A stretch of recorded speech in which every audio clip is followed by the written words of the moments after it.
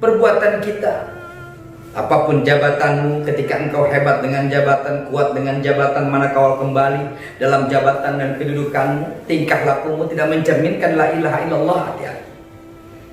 Tidak ada jaminan dengan jabatanmu kau masuk ke sorga. Tidak ada dengan pangkatmu kau masuk ke dalam sorga. Tapi ketika pangkatmu digunakan untuk menegakkan la ilaha illallah, jabatanmu itu dipertegakkan menegakkan la ilaha illallah, manakala itu kau kembali kepada Allah dengan dibukanya jalan lalu lurus. La ilaha illallah, man kana akhiru kalamihi la ilaha illallah dakhalal jannah. Orang yang terakhir ucapannya itu la ilaha illallah, yaitu orang-orang yang pasti dipastikan mereka adalah orang-orang yang termasuk ahli surganya Allah Subhanahu wa taala. Ini satu kalimat yang mudah ketika kita mengucapkan, tetapi pengaruhnya masuk ke dalam sendi-sendi anggota tubuh kita.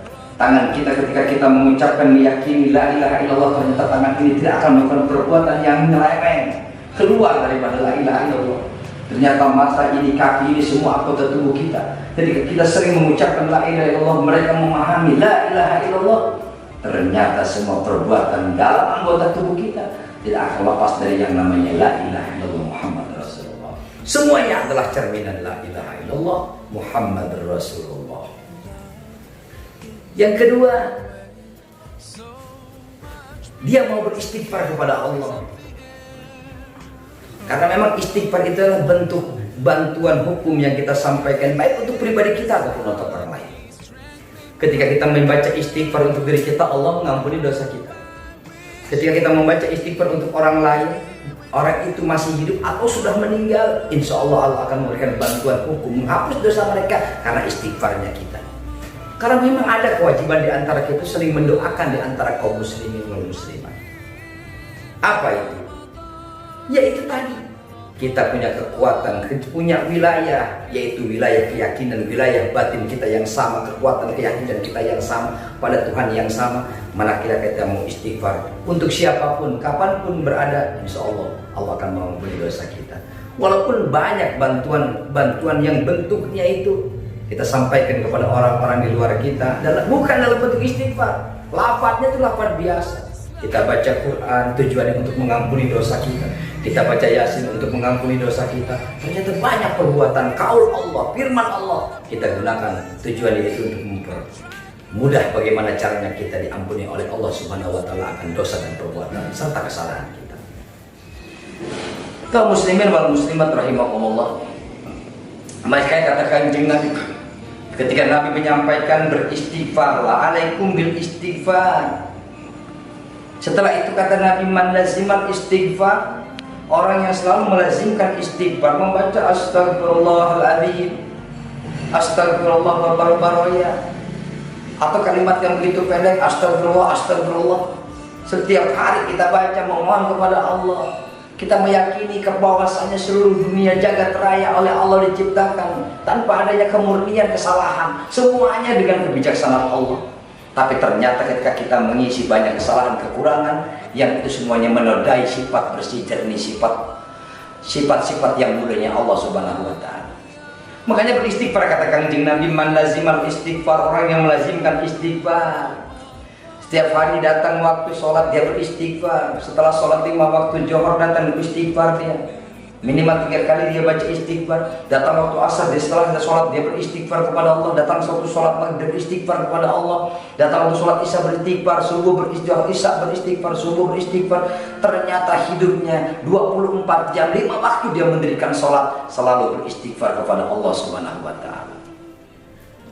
Istighfar adalah tolabul ghufran, meminta ampun kepada Allah.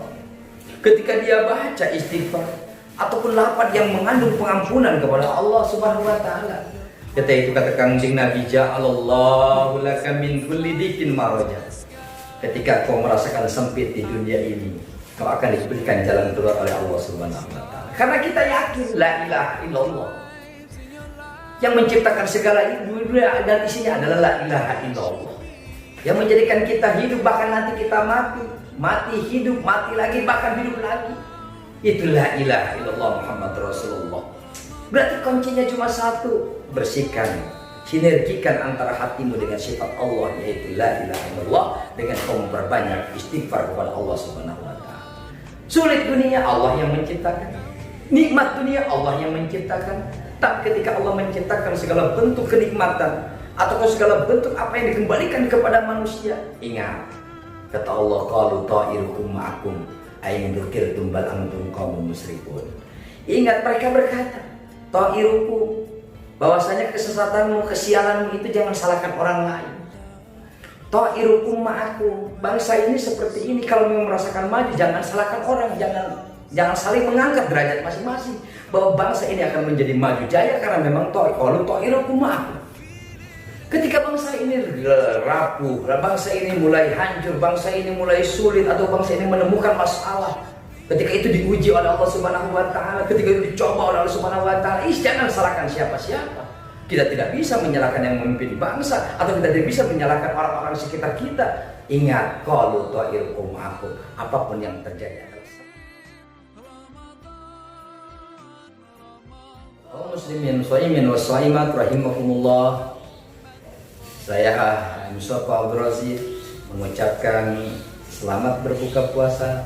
Mudah-mudahan Allah Subhanahu wa Ta'ala selalu menambah-nambah rezeki kita, selalu menambah kesehatan kita, selalu menetapkan kenikmatan itu, bahkan menambahnya dengan melaksanakan ibadah puasa. Semoga ibadah kita diterima oleh Allah Subhanahu wa Ta'ala. Selamat berbuka puasa. Insya Allah Allah mengabulkan segala bentuk permohonan dan doa kita. Assalamualaikum warahmatullahi wabarakatuh.